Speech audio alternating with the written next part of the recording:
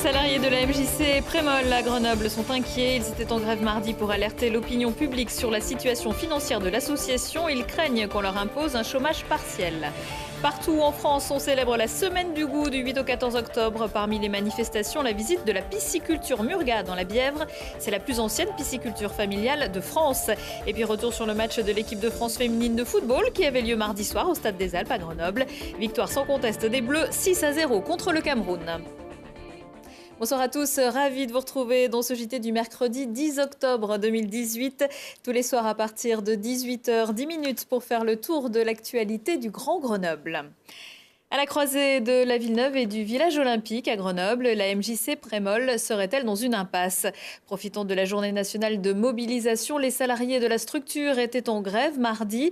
Les finances de l'association sont au plus bas et la baisse des subventions de l'État, accompagnée de la suppression des contrats aidés, n'arrange rien. Les explications de Charlotte Faulkner. Depuis le 19 septembre dernier et l'annonce d'un potentiel chômage partiel, les 14 salariés de la MJC Prémol sont dans l'inquiétude. En grève hier, ils avaient déjà tiré la sonnette d'alarme dès octobre 2017. Les salariés ont d'ailleurs à de multiples reprises interpellé les administrateurs et administratrices sur des choix budgétaires pouvant fragiliser la structure. Pour les salariés, le mot d'ordre est simple, travailler ensemble pour trouver une solution.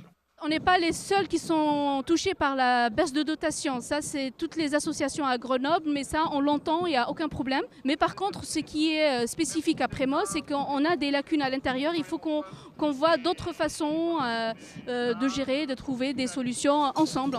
En difficulté depuis de nombreuses années et même après des efforts, le déficit est tel que l'association sait déjà qu'elle ne pourra pas le résorber pour l'année 2019. Il y a des besoins qui ont augmenté, un budget de fonctionnement qui augmente naturellement avec l'ancienneté des salariés, et aujourd'hui on ne peut pas résorber ça et on ne peut pas compter sur la capacité contributive financière des familles parce qu'en fait on a plutôt un quartier paupérisé et donc en fait il faut qu'on fasse avec les partenaires que sont les collectivités. Afin de trouver une solution, l'association a donc écrit aux collectivités. La ville de Grenoble, première à avoir répondu à ce courrier, se dit surprise de la tournure du dossier. Certes, la situation est urgente, mais parler de chômage partiel leur semble prématuré. On est le partenaire principal de ces MJC et donc on a été un petit peu surpris de ce qui se passait, c'est-à-dire des modalités pour faire face à une situation qui n'est pas toute simple. Parler de chômage partiel, c'est quelque chose qui a un impact très fort sur les salariés. Chacun cherche donc des solutions. À ce titre, les salariés de la MJC Prémol qui ont travaillé sur une proposition ont convoqué un conseil d'administration extraordinaire le 11 octobre prochain. La MJC gère également le théâtre. Le lieu incendié en 2015 devrait rouvrir à l'automne 2019. Les travaux débuteront le mois prochain. C'est la semaine du goût. On en parle cette semaine dans Voyons voir, l'émission conçue par les 4 chaînes de la région et diffusée jeudi à 20h45. Sandrine Audrin vous révélera le secret de la fabrication des ravioles, mais aussi d'onctueuses crèmes glacées au parfum naturel, avec aussi un focus sur la marque Is Here créée par le département de l'Isère. Ce ne sont pas encore des produits estampillés Is Here, mais ils ont déjà séduit de grands chefs cuisiniers. Les poissons de la pisciculture Murga à Beaufort, près de la côte Saint-André. Pour la semaine du goût, l'établissement propose ce samedi de 9h à midi un voyage gustatif sur le thème des saveurs de l'île de la Réunion. Et en attendant, suivez le sens de la visite avec Julie Ségala. C'est d'un geste léger que Vincent Murga nourrit ses poissons. Truite arc-en-ciel, fario, saumon de fontaine et amble chevalier, autant de salmonidés élevés de l'œuf au géniteur dans ces 3 hectares de bassin alimentés par des sources naturelles. Il y a plusieurs stades, il y a le stade alevin, truitelle, truite. Donc on arrive à la truite portion, une truite portion c'est 280 grammes. Pour les espèces qui croissent le plus vite, telles que l'arc-en-ciel, c'est environ 10 à 11 mois. Et pour l'omble chevalier, qui est l'espèce la plus lente, c'est 18 à 22 mois à peu près pour un poisson de 250-280 grammes. La pisciculture Murga produit près de 700 tonnes de poissons par an. Les poissons sont nourris par granulés sans OGM, sélectionnés selon leur âge et leur phase de grossissement. Un atelier de transformation a même été créé sur site pour garantir la traçabilité des produits du producteur au consommateur. Une exigence de qualité qui permet à ce fleuron de l'élevage aquatique de rayonner bien au-delà des frontières de l'Isère. 60% sont destinés au marché du frais, c'est-à-dire tout ce qui est consommation, en filet, en truite éviscérée. Et les autres 40% sont destinés au marché du vivant. Les marchés pour le poisson frais, c'est le Rhône-Alpes principalement, mais on est présent quotidiennement à Rungis, à Bordeaux, en Suisse. Et puis accessoirement, on sert des grandes tables à travers la planète, à Singapour, Tokyo, à Tour d'Argent à Tokyo particulièrement. Située à Beaufort, au bout de la plaine de la Bièvre, la pisciculture Murga est la plus ancienne pisciculture familiale de France. En tartare ou en filet, poêlé ou mariné, les salmonidés Murga se dégustent toute l'année, des produits d'excellence qui font la fierté du territoire depuis 1898. Un reportage qui met l'eau à la bouche. La pisciculture Murga produit 700 tonnes de poissons par an. Promenons-nous dans les bois pendant que le chasseur n'y est pas. Pour savoir qui chasse où et comment, il existe une application gratuite, fruit d'un travail de réflexion d'un comité de pilotage départemental. Jour de chasse prône, je cite, une cohabitation intelligente entre usagers de la nature. Une fois que vous êtes géolocalisé, elle affiche les zones de chasse par commune et par date et vous donne aussi les conseils de bonne conduite si vous vous trouvez nez à nez avec une action de chasse.